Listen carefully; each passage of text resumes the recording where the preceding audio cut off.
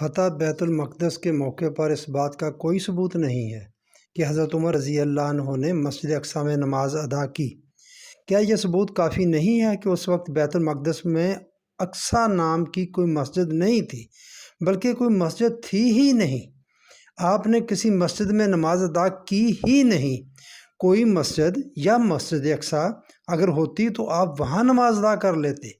آپ نے جہاں نماز ادا کی وہاں بعد میں مسجد تعمیر کی گئی، جسے مسجد عمر کہتے ہیں۔ بڑے چرچ کے پادری نے آپ کو چرچ میں نماز ادا کرنے کی آفر کی، مگر آپ نے یہ کہہ کر انکار کر دیا کہ کل کہیں مسلمان یہاں مسجد نہ بنا لیں تو ایسا جہاں دیدہ حکمران ہیکل سلیمانی پر کیوں نماز ادا کرتا اور کیوں کر وہاں مسجد بناتا، مگر ہم نے ہیکل سلیمانی پر مسجد بنا لی ہے۔ ہر مذہب کی عبادت گاہ یا سجدہ گاہ کے اپنے الگ الگ نام ہیں۔ ہر مذہب کی عبادت گاہ کو ہم مسجد نہیں کہہ سکتے، ورنہ قادیانیوں کی عبادت گاہ کو بھی مسجد کہنا پڑے گا۔